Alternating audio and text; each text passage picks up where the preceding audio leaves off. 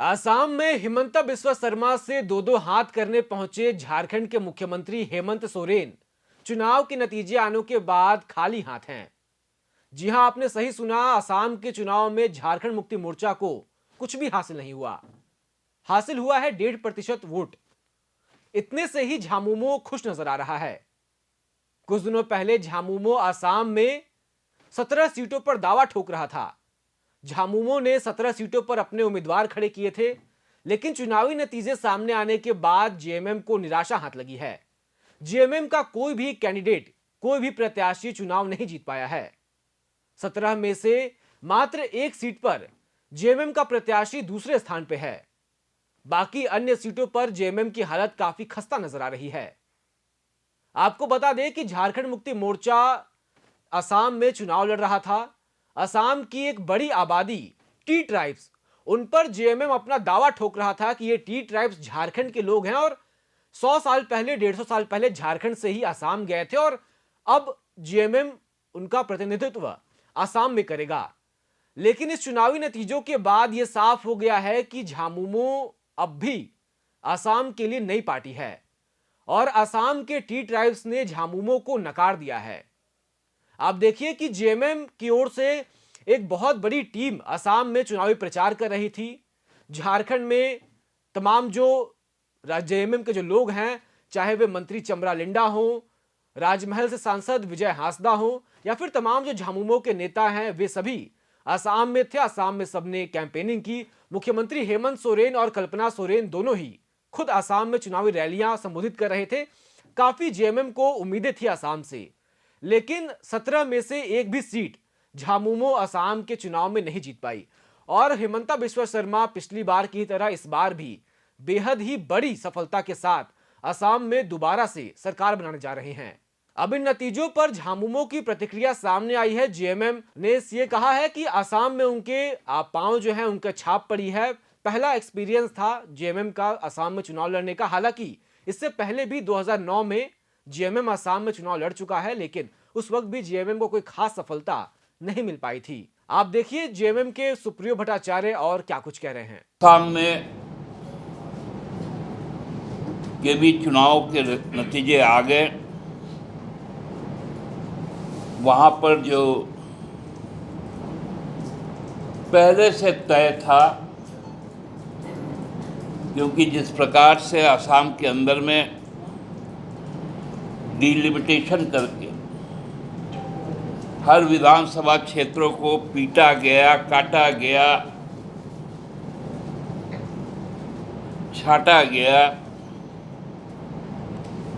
और जो नतीजा आना था वही नतीजा आया।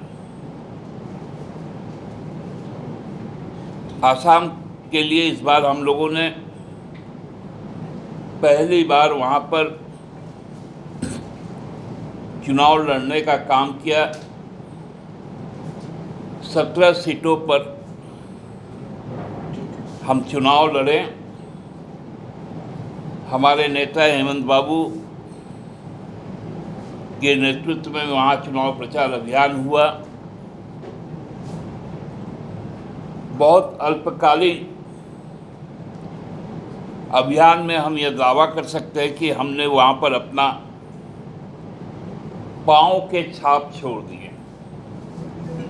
हमारा फुटस्टेप वहाँ पर अब रजिस्टर्ड हो गया। मात्र 17 सीटों में चुनाव लड़कर लगभग 1.5% हम लोगों ने वोट हासिल किया। 10 जगहों में हम तीसरे स्थान पर रहें, एक जगह हम दूसरे स्थान पर रहें और अब वहाँ के आदिवासियों के जो संघर्ष है, उस संघर्ष को अब आगे बढ़ाने का काम हम लोग करेंगे।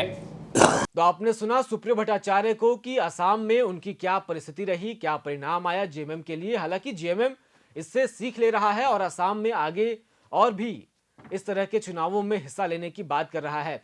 फिलहाल पूरे देश में 5 राज्यों में चुनाव हुए थे। असम, पश्चिम बंगाल, तमिलनाडु, केरला और पुडुचेरी, इन पांचों जगहों में से 3 जगहों पर, माफ कीजिएगा, इन पांचों में से 2 जगहों पर भाजपा की जीत हुई है। एक जगह पर कांग्रेस की अगुवाई वाली यूडीएफ की जीत हुई है। एक जगह पर नई पार्टी विजय जो है, साउथ के बहुत बड़े एक्टर हैं तमिलनाडु के, उनकी पार्टी लीड ले चुकी है। और पुडुचेरी में एआईडीएमके जो कि भाजपा की एनडीए की गठबंधन के साथी है, उनकी जीत हुई है। तो कुल मिलाकर के काफी अफरा तफरी का माहौल है इस चुनावी पूरे परिणामों में। हर जगह चीजें बदली हैं, कई राज्यों में बड़े बदलाव हुए हैं। तमिलनाडु, केरला में पहली बार लेफ्ट की सरकार को हार मिली है 5 दशकों में। अब इस पूरे देश में कोई भी ऐसा राज्य या यूनियन टेरिटरी नहीं बची जहां पे लेफ्ट पार्टी की सरकार हो। पूरे राज्य से, पूरे देश से लेफ्ट की जो राजनीति है, लेफ्ट की जो इलेक्टोरल पॉलिटिक्स है, यानी कि चुनावी राजनीति, उसका एक तरह से कहा जाए तो वो डिक्लाइन में चल रहा है। वहीं तमिलनाडु में डीएमके, जो कि तमिलनाडु में एक बहुत बड़ी पार्टी है, कई दशकों से तमिलनाडु की राजनीति में पावरफुल है, वो उसे मुंह की खानी पड़ी है। और एक नए प्लेयर के सामने, एक अभिनेता के सामने। तो इस तरह तमाम जो चीजें हैं वो चल रही हैं। आप इन 5 राज्यों के चुनाव पर क्या सोचते हैं? आपकी क्या राय है? आपको क्या लगता है कैसा इस देश का चुनावी माहौल रहने वाला है, और आने वाले समय में इन सभी का क्या प्रभाव पड़ता है? उस पर आप क्या सोचते हैं? आपकी क्या राय है? आप क्या टिप्पणी करेंगे? कमेंट में लिखकर हमें जरूर बताएं। फिलहाल इस खबर में इतना ही।